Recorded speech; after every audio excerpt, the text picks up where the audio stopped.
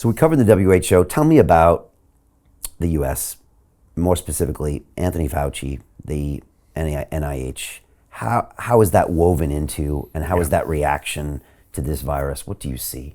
Yeah. Well, there's an organization called the EcoHealth Alliance, which is a New York-based non-profit organization that was originally a small, sleepy wildlife charity. And about 10 years ago, it was essentially taken over by an entrepreneurial British scientist called Peter Daszak, who spotted that there was a lot of money following the SARS outbreak in 2003. There was a lot of money in searching for viruses in wildlife around the world. And if he could build a relationship with partners in places like China, he could draw down funds from the US, from the National Institutes of Health, also from the Pentagon, from DARPA and other agencies, and from the USAID, the Overseas Development Funding in the US. He could draw down very large sums, 17 million a year is what he got up to, and distribute them to these labs and develop relationships with them. And what he did with this money was go to the Wuhan Institute of Virology and say, let's go on joint expeditions to Yunnan looking for bats and looking for viruses in bats. But also let's fund some of your experiments back in the lab. And some of those experiments involve a technology developed originally at the University of North Carolina by a guy named Ralph Barrick, which involves basically recreating live versions of viruses from their genomes and mixing and matching those genomes so as to test how dangerous newly discovered spike genes are from newly discovered viruses. Is that different from this quote-unquote gain of function that we hear mentioned? Well, this is the question. Are these experiments, quotes, gain of function? The phrase gain of function means you have given the virus a new capability that it didn't have, which is more dangerous for human beings. That's the sort of accepted definition. Now, they would argue that these experiments in Wuhan were mostly about making the virus easier to grow in the lab, in animal cells, so they aren't necessarily gain of function. But once we saw some of the data from the EcoHealth Alliance, we were rather shocked, because actually they're testing these viruses in human airway epithelial cells. That's basically cultured cells from the lung. And they are finding that as a result of creating these chimeras of swapped genes, they can sometimes increase the infectivity of the virus by 10,000 times. And they can sometimes increase the lethality of the virus to a humanized mouse. That's to say, a mouse with a human ACE2 gene in it.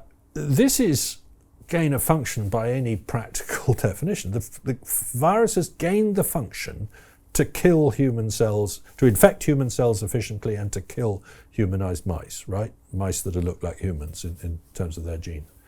Now, the mouse experiments were being done at biosafety level 3, biosafety level 3, which is pretty good. You know, your sealed cabinets, reaching in with those contained gloves and things like that. The human airway epithelial cells were being done at biosafety level 2. Now that doesn't even require you to wear gloves and a mask. You probably would, but if a really infectious virus that is now quite good at infecting humans, because it's been in these human cells for a while, were to be in that lab and you walk in there with just gloves and a mask on, the chances are you're going to get a cold. You're going to pick it up. So in terms of, was it responsible for these experiments to have been done in the first place? I think the world can agree no. In terms of, were they being funded by the US? A lot of the funding was coming from the Chinese Academy of Sciences, but some funding was coming through the EcoHealth Alliance from the US. And we have these emails from Tony Fauci in February 2020 saying, God, somebody needs to tell me, are we funding this stuff? This sounds scary, you know. I mean, he's sort of reacting with alarm, and rightly so. And Peter Daszak orchestrates a letter to the Lancet in February 2020 saying, there's no question of this coming from a lab, and my Chinese scientist friends there don't deserve this criticism, don't deserve this suspicion. 28 of us have signed this letter, and he says in his emails, I don't want to be seen as the one who's orchestrating this.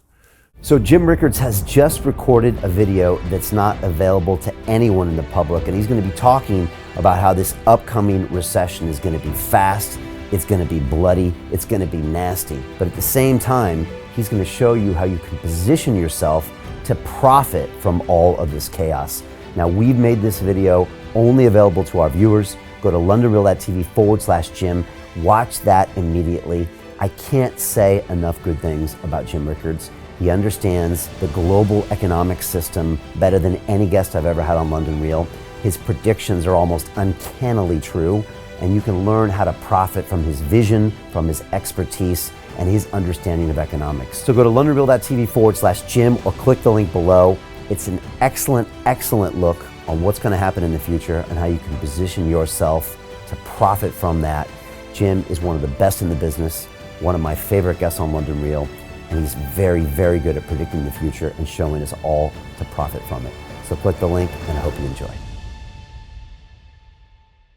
Hey, it's Brian Rose, founder of the DeFi Academy. I've told you my 4-week crypto bootcamp is amazing, but don't take my word for it. This is what my students are saying. The DeFi Academy was an amazing experience for me. It took me totally out of my comfort zone. In this course, I was challenged, I was held accountable, and pushed to do things that honestly weren't always easy. It's been phenomenal, and I can't believe we're already up on our 4 weeks. It has flown by. Going through this DeFi accelerator by far was one of the best courses I've taken. You do this course, you really get into the nitty-gritty of the activities that will make you comfortable with decentralized finance.